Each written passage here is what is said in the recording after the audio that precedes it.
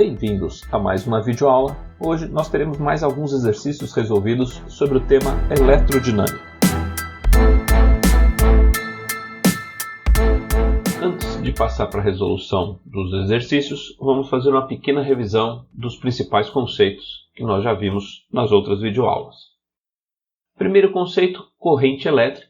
Corrente elétrica é a razão entre a quantidade de carga que atravessa um condutor por unidade de tempo.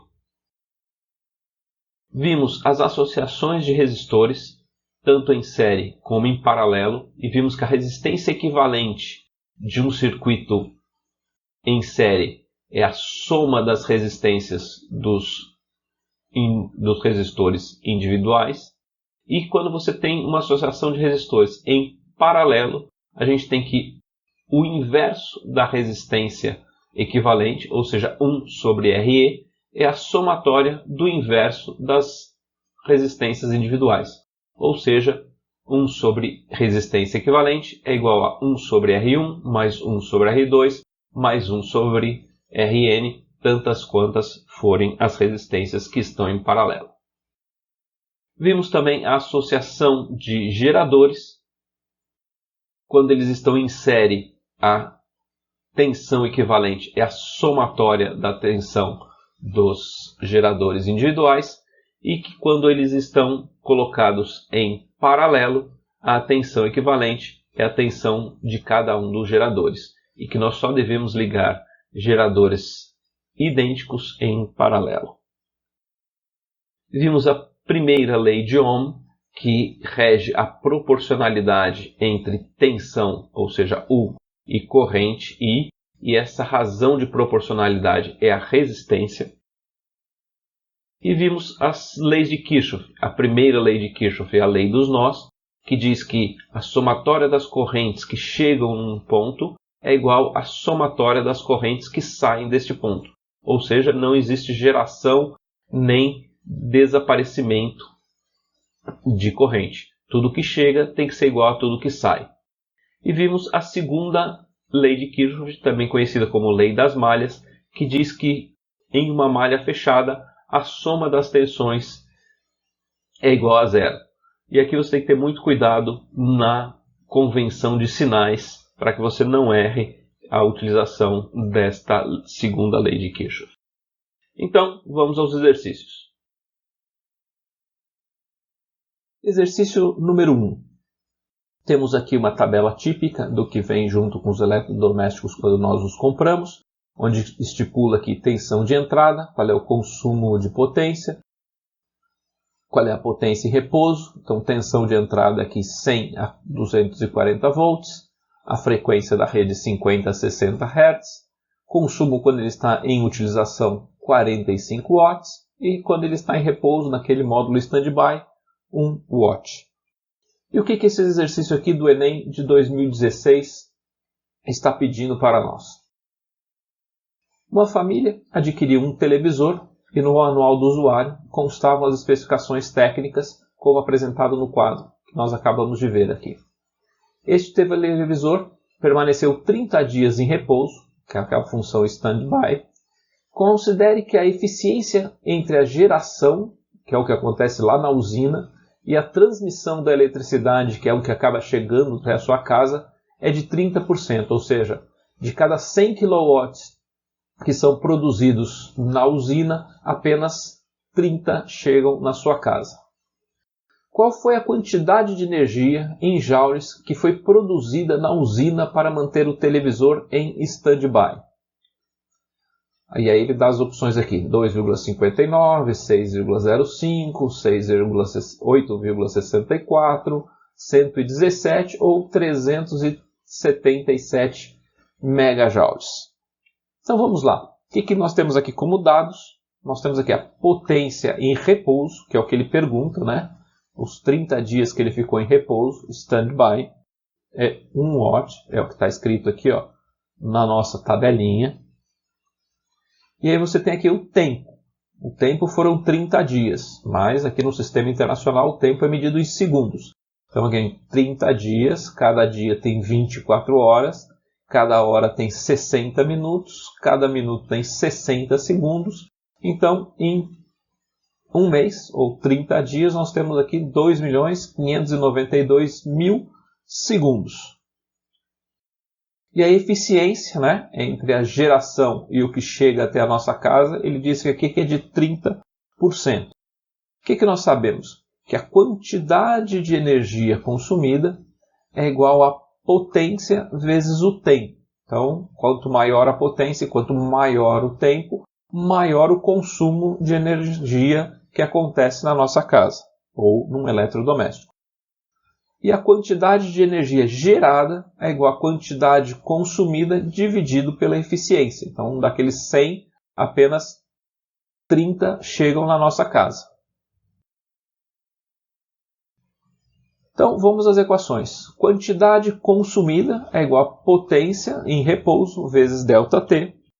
A gente sabe que a potência em repouso é 1 watt. E o número de segundos aqui em que o televisor ficou no módulo standby foram 2.592.000 segundos. Então a gente tem que isso aqui é 2,59 vezes 10 a sexta segundos. Ou seja, a quantidade de energia consumida é 2,59 megajoules, que é o resultado de 1 watt vezes 2,59 vezes 10 a sexta segundos. Mas ele não está perguntando qual foi a quantidade de energia consumida, ele está perguntando a quantidade de energia que foi produzida na usina. Então a gente tem mais um pedacinho aqui desse nosso exercício, onde a quantidade gerada é igual à quantidade consumida dividido pela eficiência.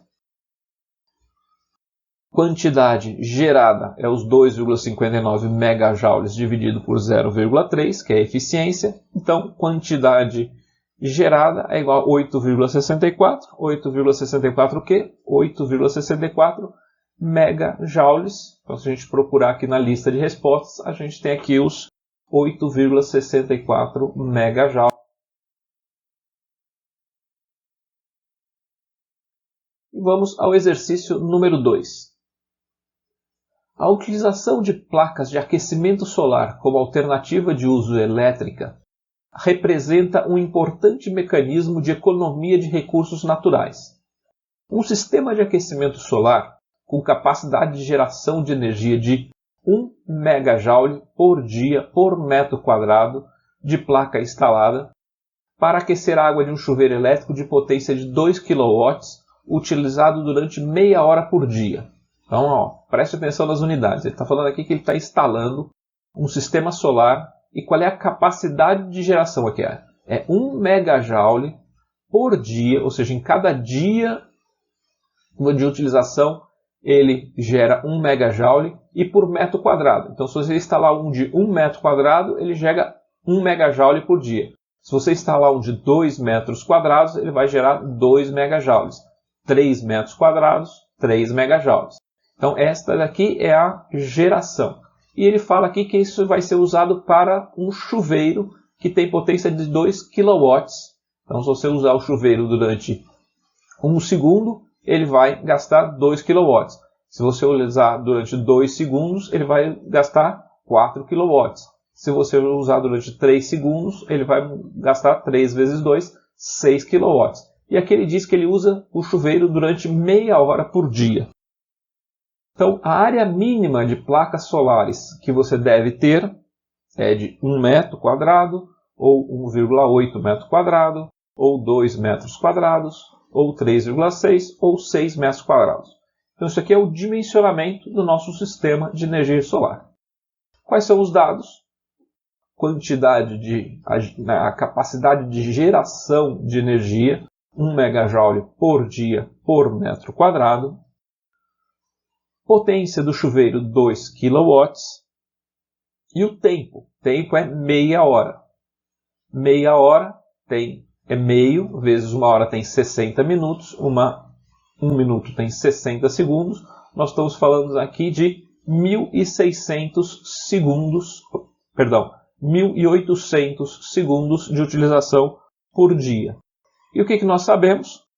Nós sabemos que a quantidade de energia no chuveiro é igual à potência do chuveiro vezes o tempo que o chuveiro ficará ligado.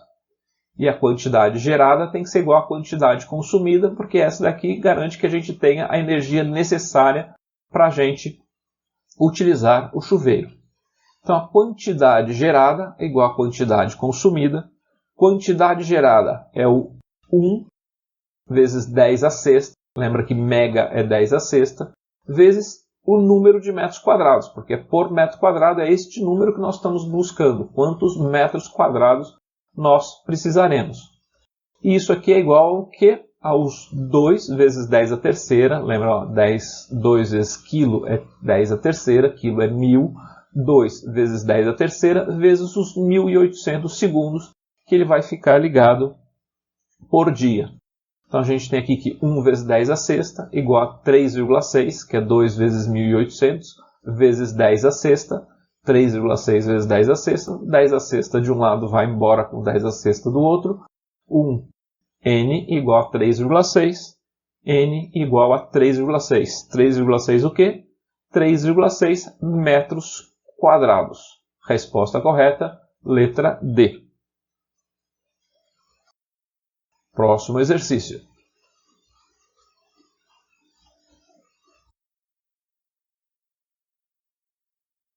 Este aqui é um exercício onde você tem vários resistores ligados aqui. É importante que você aprenda bastante a olhar os resistores e entender se os resistores estão ligados em série ou em paralelo.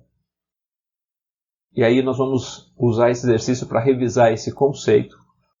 Então vamos ver o que está sendo pedido aqui. Uma questão do Enem de 2017. E ele diz aqui, ó, que o fusível é um dispositivo de proteção contra sobrecarga em circuitos. Quando a corrente que passa por este componente elétrico é maior que a sua máxima corrente nominal, o fusível queima. Desta forma, ele evita que a corrente elétrica danifique os aparelhos do circuito. Então aqui, suponha que o circuito elétrico mostrado seja alimentado por uma fonte de tensão U e que o fusível suporte uma corrente nominal de 500 mA. Então este pedacinho azul aqui, que é o nosso fusível, ele suporta até 500 mA. Quando a corrente que passa por ele for maior que 500 mA, ele se funde, por isso que ele chama fusível, ele se funde, interrompe o circuito e aí você evita que o circuito queime. E aí ele pergunta qual é o máximo valor da tensão U para que o fusível não queime. 20. E aí tem as opções 20 volts, 40 volts, 60, 120 ou 185 volts. Então vamos lá. Aqui é o desenho do nosso circuito. E agora a gente vai começar a fazer a substituição ou a simplificação para achar o resistor equivalente, para a gente poder calcular as correntes, né, que circulam em cada um dos ramos, porque o que a gente está procurando aqui? Nós estamos procurando quando que a corrente neste ramo aqui será superior à tensão nominal do fusível, que é de 500 mA. Então vamos lá bem devagar. Primeira coisa que eu vou fazer, eu vou substituir esses dois resistores aqui por um resistor equivalente. Vejam aqui, ó, esses resistores aqui, ó, eles estão em paralelo. Por que eles estão em paralelo? Porque eles estão, a ponta deles, as duas pontas, né, a ponta inicial e a ponta final, estão ligadas nos mesmos pontos, né, como se eu pudesse ficar andando aqui sempre através deles. Então aqui eu tenho os dois na mesma ponta, resistor equivalente. Resistência equivalente de uma associação em paralelo, a gente já sabe, é 1 sobre resistência equivalente, é igual a 1 sobre R1 mais 1 sobre R2. No caso aqui R1 e R2 são 30 e 60. 1 sobre 30 mais 1 sobre 60. Mínimo múltiplo comum 60. Eu tenho que 1 sobre resistência equivalente é igual a 2 mais 1 sobre 60. Isso é igual a 3 sobre 60. Lembra de, né, inverter os dois lados. Resistência equivalente igual a 60 sobre 3, que é igual a 20. Então, esta resistência equivalente aqui, que a gente está mostrando aqui no desenho em amarelo, a gente pode substituir essas duas aqui por uma. Então, aqui agora a gente tem uma resistência de 20 ohms neste cantinho. Vamos fazer o mesmo processo para este outro sistema aqui de resistores. Eles também estão em paralelos. Agora eu tenho um de 120 e um de 60. Agora fica até mais fácil. Vamos substituir por um único aqui. Então agora a gente tem aqui 120 mais 1 sobre 60. Resistência equivalente igual a 3 sobre 120. Isso aqui dá 40. Então este resistor equivalente aqui, que a gente colocou aqui, ele tem 40 ohms. É o resistor equivalente. Agora já estamos ficando com um circuito bem mais simples. Aqui, ó. A gente tem agora aqui duas resistências em série deste lado e duas resistências em série deste outro lado. Eu só vou pegar esse desenho aqui e levar para a próxima página. Não vou mudar nada. E, ó, o mesmo desenho está aqui e a gente vai continuar calculando. Resistências em série é bem mais fácil de calcular. É simplesmente a soma das duas resistências. Então, 60 mais 20 deste lado de cá, eu tenho 80. Então, este resistor aqui, eu vou substituir esses dois por um único aqui de 80. E vou fazer a mesma coisa para esses dois aqui de baixo. 40 mais 40, também bastante simples. Outro resistor de 80. Então, agora tem um de 80 lá em cima e um de 80 aqui embaixo. E vejam que eles estão em paralelo. As pontas deles, né, estão ligadas no mesmo ponto do diagrama. Então você tem aqui, ó, eles estão aqui em paralelo. Eu podia ficar andando aqui sempre em círculos aqui, nunca ia sair deles, eles estão em paralelo. Resistores em paralelo, a gente já viu. Resistência equivalente é 1 sobre resistência equivalente é igual a 1 sobre R1 mais 1 sobre R2. R1 e R2 aqui no caso são 80, 1 sobre 80 mais 1 sobre 80, dá 2 sobre 80, que é igual a 1 sobre 40. Resistência equivalente igual a 40 ohms. Então, ufa, chegamos ao final da simplificação aqui de todos os nossos resistores. Agora, nós vamos fazer o caminho inverso para a gente ir calculando as correntes. Então, vamos lá. Se eu tenho U aqui, R aqui,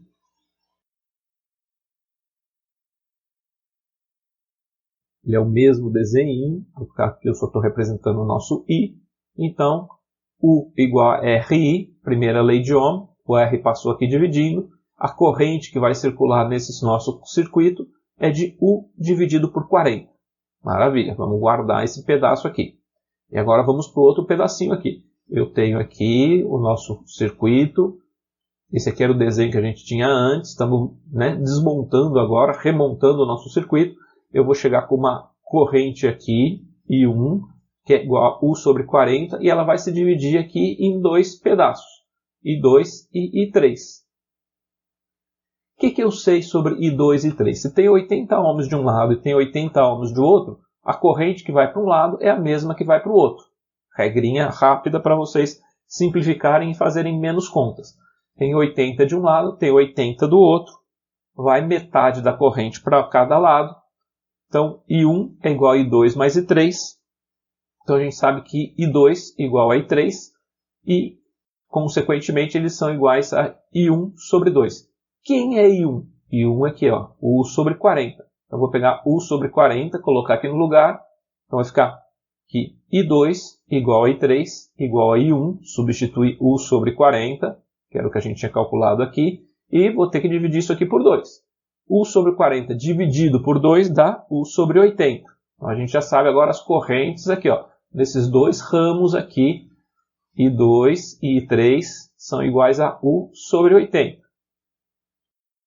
Agora vamos aqui, né, nesses nossos pedacinhos. De novo, eu tenho aqui que antes de eu ter simplificado aqui, eu tinha dois resistores aqui. U2, qual é a tensão nesses dois pontos? U2 é igual a I2, que é o que está circulando aqui, vezes a resistência.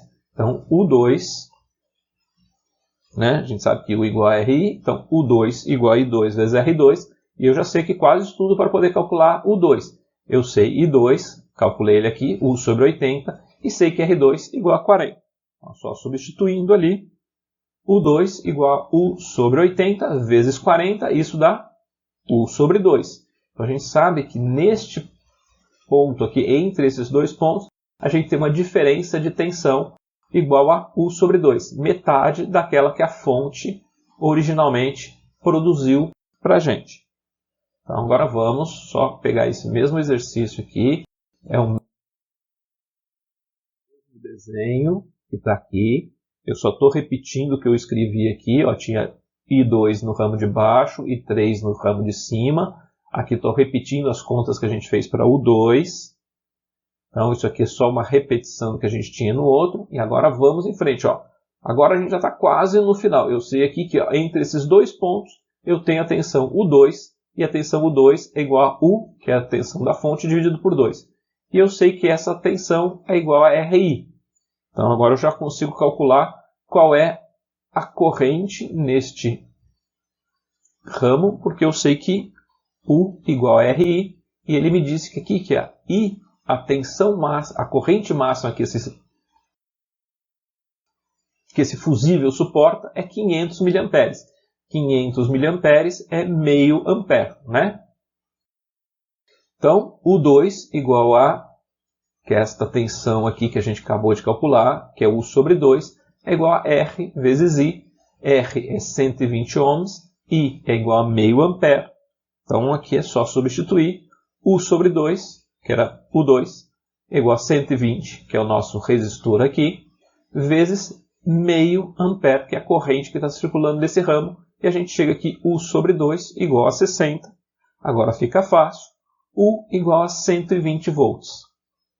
Então, aqui a gente tem a nossa resposta que a gente estava procurando. Ou seja, quando U igual a 120 volts, neste pedacinho aqui, deste ramo aqui, aparece uma tensão que é igual a U sobre 2, que é de 60 volts, e 60 volts colocados aqui faz com que passe neste ramo uma corrente de 500 mA. Ou seja, se a nossa tensão for maior do que 120 volts, vai passar uma corrente maior do que 500 mA e vai fundir o nosso fusível e aí ele vai salvar essa resistência aqui.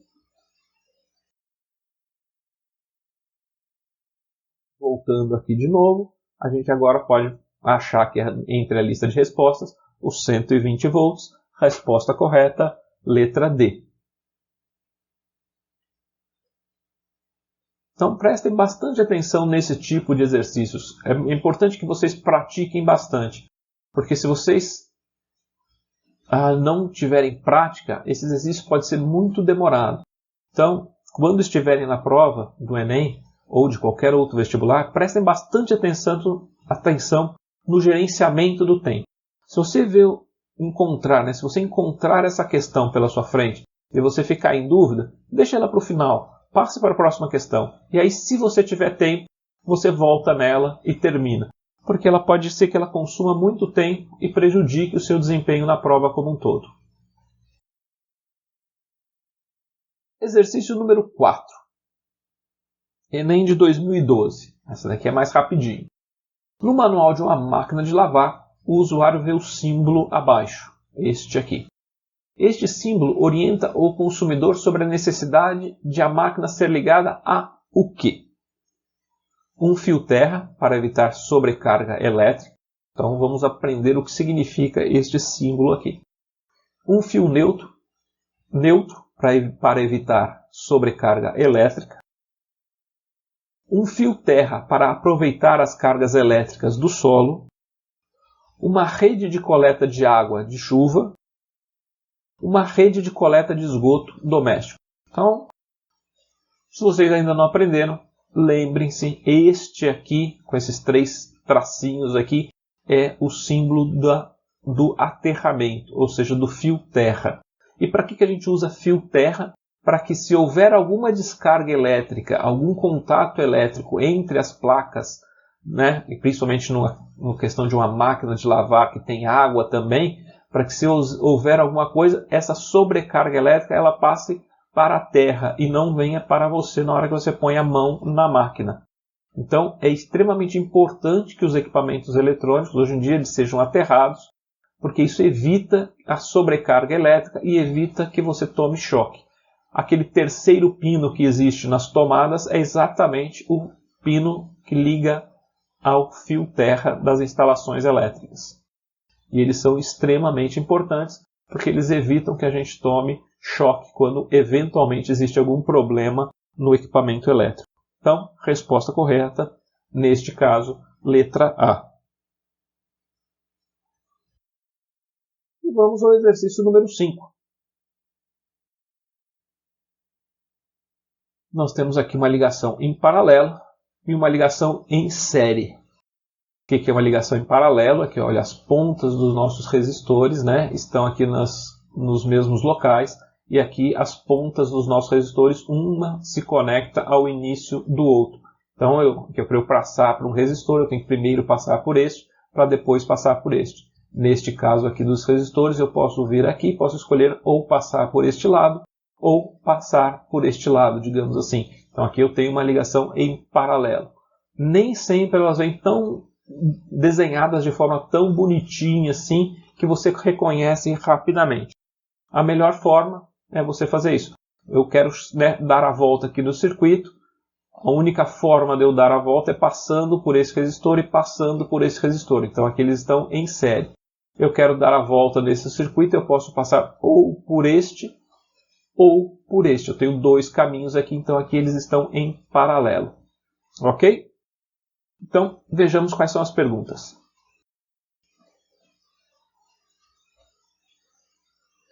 Enem 2013. Um grupo de amigos foi passar o fim de semana em um acampamento rural, onde não havia eletricidade. Uma pessoa levou um gerador a diesel e outra levou duas lâmpadas, diferentes fios e bocais. E agora vamos, né, montar isso, porque chegou a hora de dormir, está perto do anoitecer, ou melhor, chegou a hora da balada, a hora da festa. Eles iniciaram a instalação e verificaram que as lâmpadas eram de 60 watts e 110 volts. E que o gerador produzia uma tensão de 220. O que acontece, né, na hora que você liga uma lâmpada, né, de 110 numa tensão de 220? Normalmente ela queima, a não ser que você faça a ligação da forma correta. Para que as duas lâmpadas possam funcionar de acordo com as suas especificações e o circuito tenha a menor perda possível, a estrutura do circuito elétrico deverá ser de dois bocais ligados em... E aí ele dá aqui algumas opções. Ligá-los em série e usar fios de maior espessura. Ligar em série e usar fios de máximo comprimento. Ligar em paralelo e usar fios de menor espessura. Ligar em paralelo e usar fios de maior espessura. Então vamos aqui, ó, nos nossos desenhos aqui. Na hora que eu ponho 220 volts aqui na geração e ligo em paralelo, o que acontece? Eu tenho que essas duas lâmpadas, elas ficariam com uma tensão de 220. Se eu ligar lâmpadas de 110 volts em 220 volts, elas queimam. Então eu não posso ligá-las aqui em paralelo. Esta é a típica ligação que você tem dentro da sua casa. Por isso que você tem que ligar sempre lâmpadas de 110 quando você tem tensão 110 e lâmpadas de 220 quando você tem tensão 220. Agora vamos ver o que acontece, né, se eu tenho uma tensão de 220 volts aqui e eu ligo duas lâmpadas de 110 em série. O que acontece é que aqui a tensão, né, de 220 ela vai ter uma primeira queda de tensão e depois uma segunda queda de tensão. Eu tenho, né, como as lâmpadas são iguais, eu tenho que essa tensão aqui é a soma das quedas de tensão em cada uma das lâmpadas. Então eu tenho que 220 é igual a queda de tensão em A, queda de tensão em B. Como as duas lâmpadas são iguais, a queda de tensão em A e em B é a mesma, então vai ficar 220 dividido por 2. Então vou ter 110 volts neste primeiro e vou ter 110 volts neste segundo. Então aí as minhas lâmpadas vão ficar ligadas da forma correta. E aí eu terei as lâmpadas funcionando corretamente dentro das suas especificações. Se você ligasse uma terceira lâmpada, aí a tensão já ia ficar 220 dividido por 3, elas já iam ficar mais fraquinhas. E se você dividir por 4, por 5, cada vez mais fracas. Por isso que você tem que ligar as lâmpadas em paralelo ou em série, dependendo da tensão. Se você fosse ligar 4 lâmpadas, você ligaria estas duas em série e colocaria mais outras duas aqui, ó, em paralelo. Aí ficaria 110 volts nestas duas lâmpadas aqui, 110 volts nessas duas lâmpadas aqui, as 4 lâmpadas funcionariam perfeitamente. E quanto à questão dos fios, vamos lembrar, a resistência de um circuito ela, é representada pela resistividade do material vezes o comprimento dividido pela área. Isso significa o quê? Que a resistência que eu vou acabar colocando aqui no circuito depende do material, porque os fios são sempre iguais, ele trouxe os fios. Quanto mais compridos forem os fios, maior a resistência. E quanto mais finos, aqui o A está para dividir, então quanto mais grosso o fio, menor a resistência, quanto mais fino o fio, menor a resistência. Então aqui a gente tem que procurar usar a menor quantidade de fio possível, quanto menos fio, menor, e o fio mais grosso possível. Então, a resposta correta aqui vai ser aqui, ó, ligar em série, temos duas opções aqui em série, e os fios de maior espessura, ou seja, mais grossos, e o máximo comprimento. A gente já viu, máximo comprimento, quanto maior o comprimento, maior a resistência. Isso não é bom para o nosso circuito, porque a gente vai estar colocando resistência sem finalidade. Então, resposta correta, use os fios mais grossos que você puder, maior espessura, e ligue as suas lâmpadas em série. Resposta correta, letra A.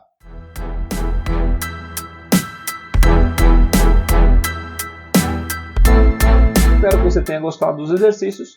Se ficou com alguma dúvida, reveja as videoaulas ou mande-nos uma mensagem. Bons estudos e até a próxima videoaula.